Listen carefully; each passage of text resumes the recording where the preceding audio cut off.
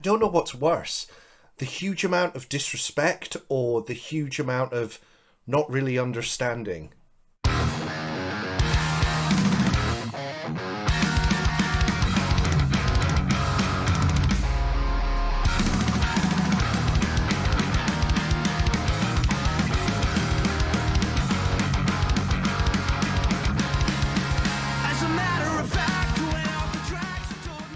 Now then, guys, Quinnsdude here, back on the Rad Music Chat channel. It's been a minute. I'll explain why in a moment, but first of all, just get out of the way. If you're new here or you haven't subscribed to the channel yet, please have a think about doing that. It's free and it really helps the channel. Down below also is the thumbs up button. If you enjoy this video, please click that and get any comments in as well. Whether you agree or disagree or want to put any points across that I'm not going to make in this, I maybe don't make in this video. So yeah, thank you so much for joining. As I said, it's been a little while since I put any content up. Now, most of you know that people that have watched any of my videos know that I usually keep the edits quite short and snappy, just to be quite quick fire. There will be some edits here, but I'm going to try and maybe keep this more of a, I'm just going to go for it on this one, a stream of thought, consciousness. And I want to talk about, well, the reason why it's been a while is because I've been sitting on the new Metallica album. Now, the thing is everyone and their dog that makes content has had their say on the new Metallica album, 72 Seasons. And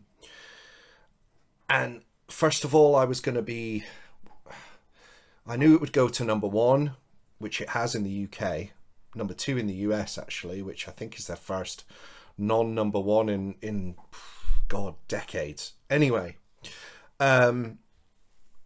so I was going to do like, a talking #1s on it. And I guess this kind of is, but this is more of a kind of rant than a review, to be honest.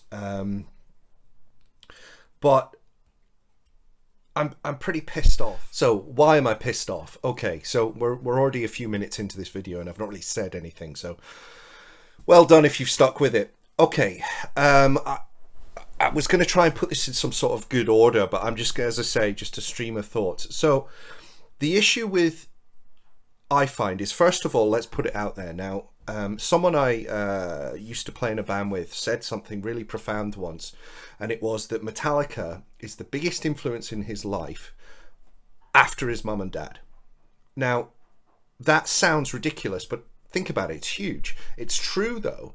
Like, they are one of those bands where you fully, if you're a fan of them, a super fan, they are like a movement, a cult, a phenomenon. They are this generation's Led Zeppelin, or even like the Beatles. They're larger than life. They've had their ups, they've had their downs, they've had everything about them that makes them be someone's favorite band. The Metallica are not many people. If they love them, they're their favorite band. They're not many people's second or third favorite band. They are, they had their t-shirt, birth, school, Metallica, death. And fans bought that t-shirt in their droves. So anyway, that's where I am with it. I discovered Metallica at 10 years old and Justice for All. And have just, the whole reason I love music and the whole reason I picked up drumsticks and then became a singer, and that all goes back to Metallica. So that out the way, I always pay attention to what they do. I am not, though, one of those blinded fans where if they farted in a milk bottle, I would think it's the best thing ever. Clearly not. So that out the way, the issue is that they are, because they have more than probably any other band in the history of music inspired people to play an instrument. And I know that sounds ridiculous, but it's Metallica, They probably are more responsible for drum drum kit, guitar and bass sales than anyone else. The issue is that because they were so groundbreaking and were the first to do pretty much everything in heavy music, I mean, they created the biggest genre of metal, which is thrash metal. You know, that's them. Okay, they took influence from Diamond Head and Motorhead and all these bands, but they basically, Kill 'Em All in '83 was, boom, the perfect concoction, and then, but they were always a step ahead of everyone, and loads of bands would tell you that's the same. Bands like Testament and bands like Exodus and other thrash bands.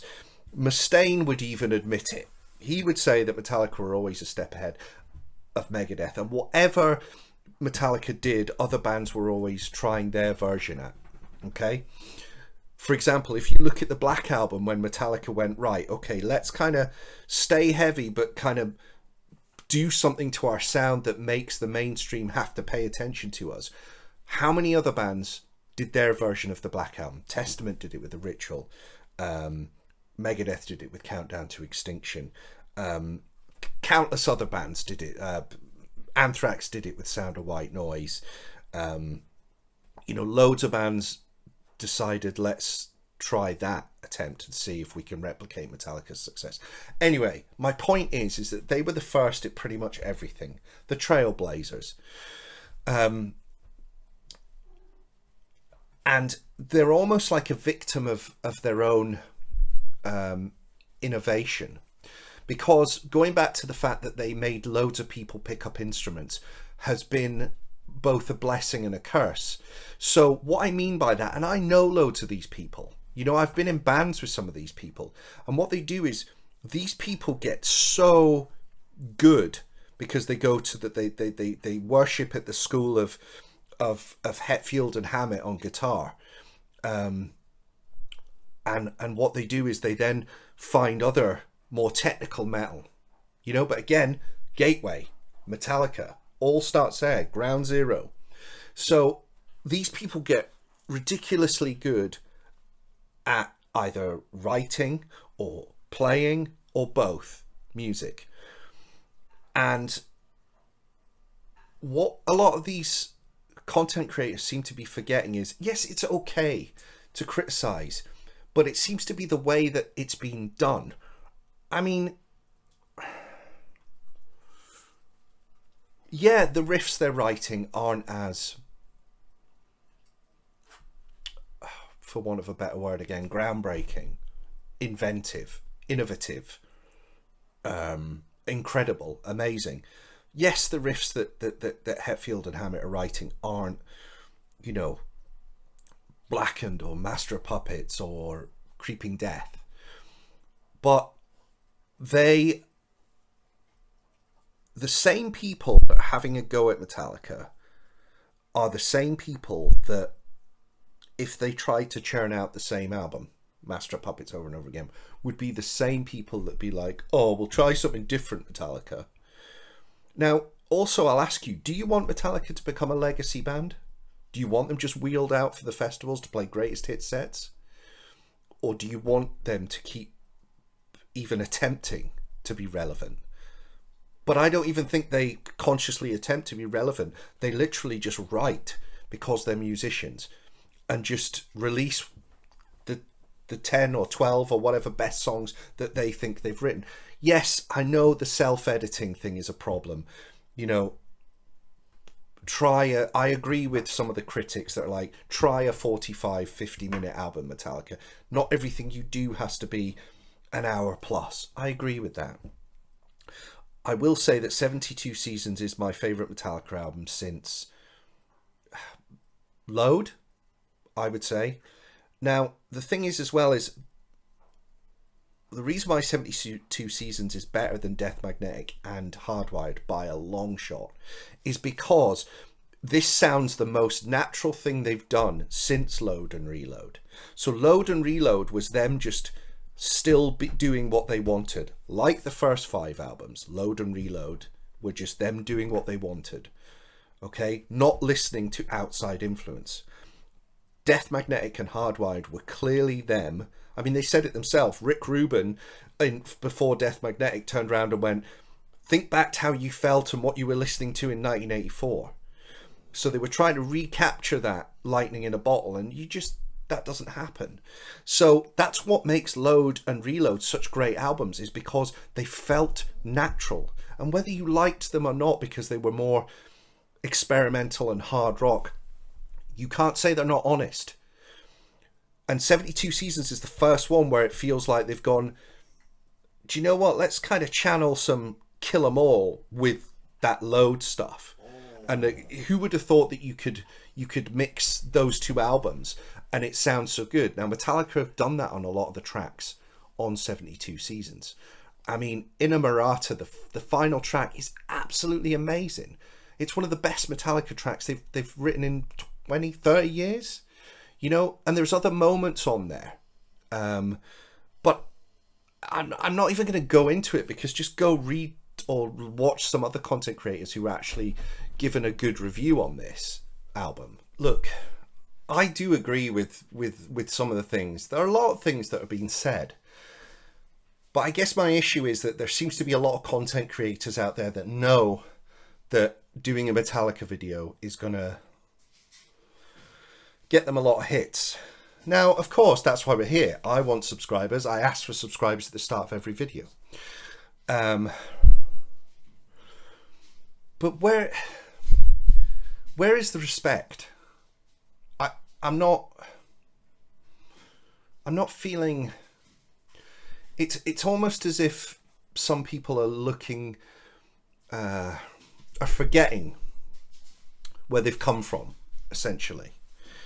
So it's like the kid that, say, plays in a crust punk or hardcore band, and you know, he laughs at the girl in the crowd who's gone along to a gig and she's got a Green Day hoodie on.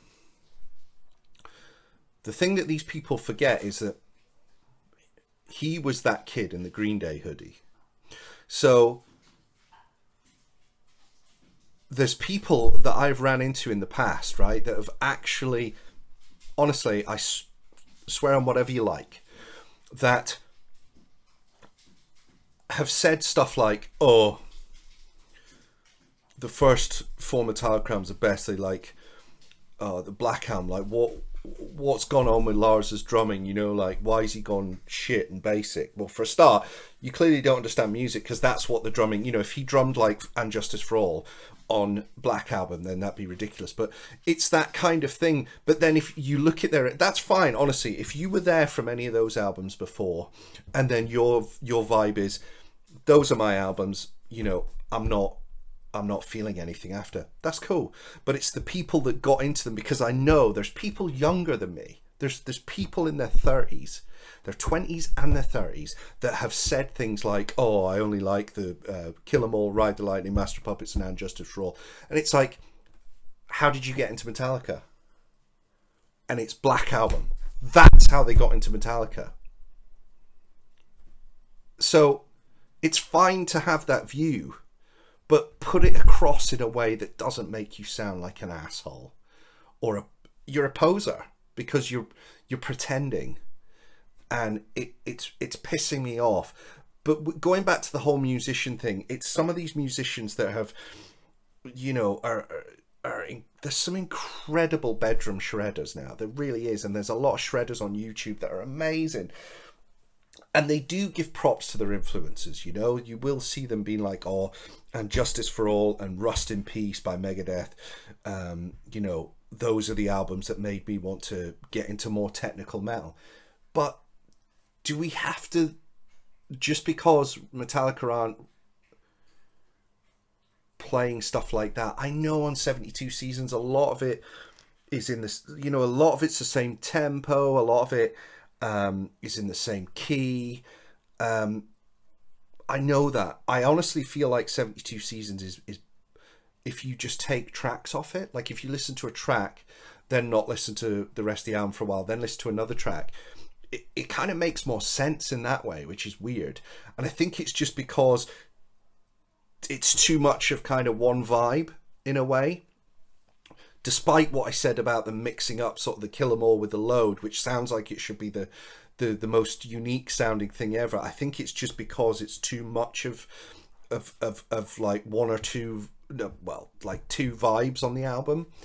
But there's just too much of this, oh, well, you know, look, I know I'll listen to And Justice for All and some of the fills and some of the, I mean, anyone that has known me for a long time knows that Lars Ulrich is a god to me. You know, he's the reason that I played Zildjian cymbals. He's the reason I played Tama drums. He's the reason I start playing an instrument. I'm not from a musical family.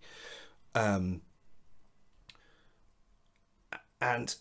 I know he's not playing the way that he is. I mean, in fact, to be honest with you, his drumming, albeit solid and tight, is just not...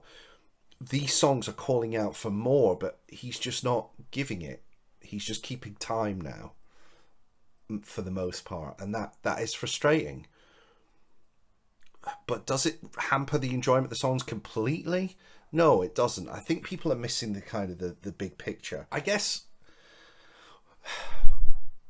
another way of looking at it is, I know that they're not beyond reproach, okay? I know that.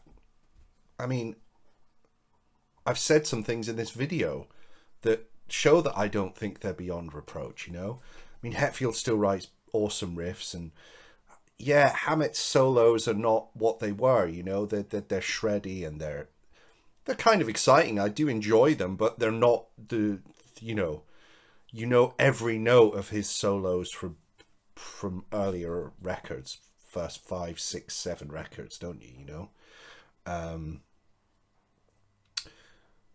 but I know they're not beyond reproach. But we need to just remember that if this album was a debut, okay, this is a good way of kind of thinking about it. Is if this was a debut record, people would be losing their minds. But the problem is it's Metallica, and they have set such a high bar for themselves that they're just not... It's never going to happen that they're going to release something because of, not just because of quality or age of them, or the hunger that they don't maybe have now. They maybe are hungry, but in a totally different way, you know. And now it's just a totally different animal. And let's face it, they could be releasing absolute garbage and knowing that people would still buy it. But they don't want to be doing that. And the reason they've said that they keep writing and recording albums is because they still feel they've still got that thing in them that you know, they could still have their best album in them. And I think we know that that's not going to be the case. Hey, it could. I mean, geez, it's not impossible, but it's not gonna. I would bet pretty much everything I own on it that it's not. But so that's why it's been a while, guys, because I first of all, I was like, everyone and their dog is going to be reviewing these records, this album, and they have, and that's fine. I was not going to do it for a while. A friend of mine said, "You're going to review it," and I was like, don't know. And then I was going to review it on the day of release, but there was just no chance that I was going to be able to digest it all. But then so it goes that I've literally not really talked about the record itself. It doesn't need spoken about by me. There's loads of other people out there saying good stuff and bad stuff, and you can make your own mind up on that by listening to the record. But I just needed to... I haven't listened to anything else, which is why I've not come out with anything since the 50th episode video. I know there's going to be stuff that I've forgotten to say. You know, been kind of sort of had a head full of stuff that I've wanted to say, and I don't even think I've kind of articulated my thoughts on this so much. It's just, I think everyone needs to take a step back and say, look, you've still got those albums that we revere, okay? Just because the band aren't putting out, I keep going back to And Justice for All because that's kind of the ultra super muso, metal guitar player, metal drummer, metal bass. It's kind of like, it's kind of the most tech progressive album by Metallica, even though they're no slouches on other stuff. But that's kind of the one that's held up by the metal band guys, and it's incredible. I mean, it's the album I got into them with, and it's my second favorite Metallica album. But anyway, that aside, just because they're not doing that anymore doesn't mean that there's no validity in what they're doing. And the problem is music's gone so far as well. It's not a problem, but the fact is these guys that, heard stuff like And Justice for All, Rust in Peace, that blew their mind, are now listening to, I don't know, what are they listening to? Like technical death metal, so they're listening to stuff like Necrophagist, or they're listening to stuff like Sixth, or they're listening to Periphery, or they're listening to Animals as Leaders, or they're listening to just all that kind of stuff. And thing is with 72 Seasons, there's still some songs there, and I'm not disrespecting any of those other bands that I just mentioned at all. But I think we need to remember that Metallica has their place, and they're not gonna write the same album again. Anyway, I'm repeating myself, guys. So I just think there needs to be a bit more respect, and stop using Metallica in a negative way, but still using their name to get hits.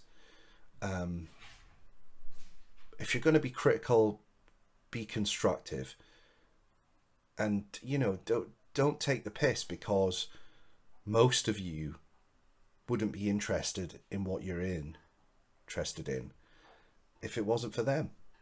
And some people might scoff at that. Some people hate Metallica, but then they're like, oh, I love Pantera and I love Slayer, but I hate Metallica. And it's like, all right, that's cool. Music's music, is subjective, but that doesn't really compute. You can have those feelings, but just remember that you wouldn't have probably whoever your favorite band is if they're heavy, if they're a metal band, shit, if they're a hard rock band. You probably wouldn't have your favorite band if it wasn't for Metallica, unless you're like into AC/DC, AC/DC or Aerosmith's your favorite band or something. But just remember that. And this has gone way over the usual 10 minutes. I knew it would.